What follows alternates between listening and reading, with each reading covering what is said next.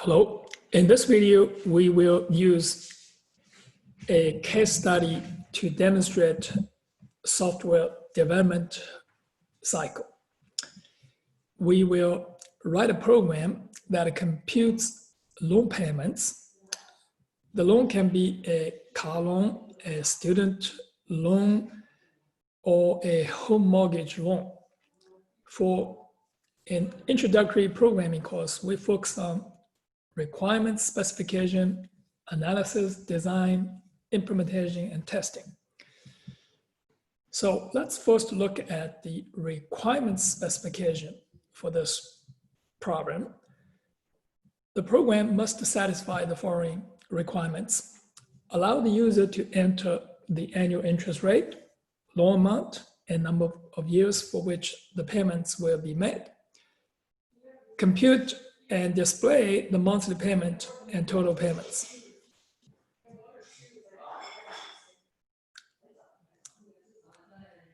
Now, we will do the system analysis. The output is the monthly payment and total payment, which can be obtained using the following formula. So this is the formula.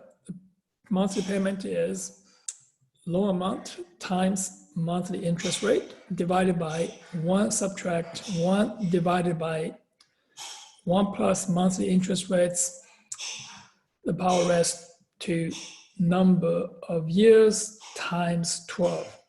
This is the total payment. The total payment is monthly payment times number of years times 12. A month has 12. A year has 12 months. Therefore, the input needed for the program is the monthly interest rate, the length of the loan in years, and the loan amount. The requirement specification says the user must enter the annual interest rate, loan amount, and number of years. During analysis, however, it's possible that you may discover that the input is insufficient or that some values are unnecessary for that output. If this happens, you can modify the requirement specification. In the real world, you will work with customers from all occupations. You may develop software for chemists, physicists, engineers, economists, psychologists.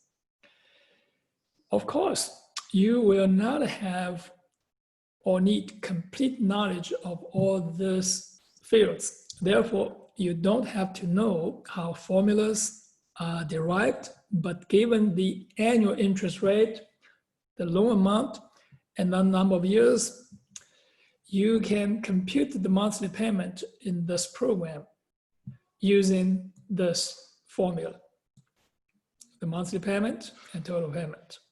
With all the input, you will be able to compute monthly payment and total payment.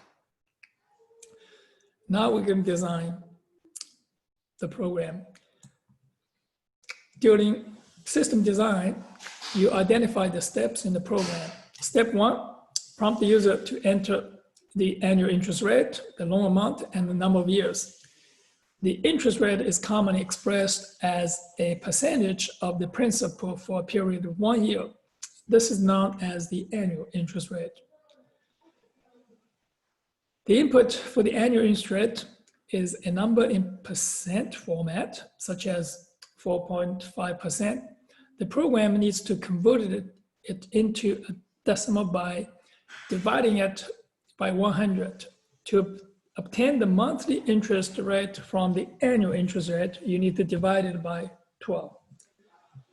So if your input for the annual interest rate is 4.5%, then the monthly interest rate is this. It's 4.5 divided by 12,000. So this will get the real number. Compute the monthly payment using the math formula, compute the total payment using the preceding formula. Finally, you can display the monthly payment and total payment. Now we're going to implement it.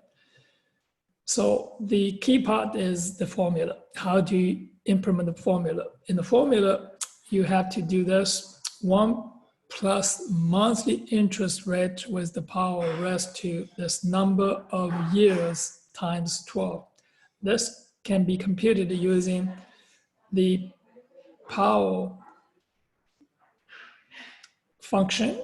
So this is the base 1 plus monthly interest rate, and the number of years times 12 is the exponent part. Now we write the program as follows here. So we're going to have this because we use the function of the power. So we need to have this CMAS here. The header file has to be included. Prompt the user to enter the annual interest rate. From the annual interest rate, we're going to obtain the monthly interest rate, which is 1,200. Input number of years, input the loan amount, and now this is the formula, the math formula, and write it in a program statement for the monthly payment, and the total payment is monthly payment times number of years times 12. Now display monthly payment with 2 digits after the decimal point. So we're going to use this. Monthly payment, move the decimal point 2 positions to the right. So by times 100, cast it to the integer and divide it by 100.0. So this is the output.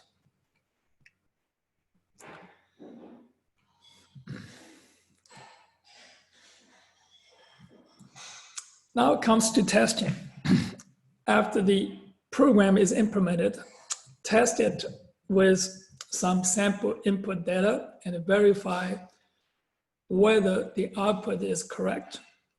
Some of the problems may involve many cases, as you will see in later chapters. For this type of programs, you need to design test data that cover all cases. The system design phase, in this example, identified several steps. It is a good approach to code and test these steps incrementally by adding them one at a time. This approach makes it much easier to pinpoint problems and debug the problems.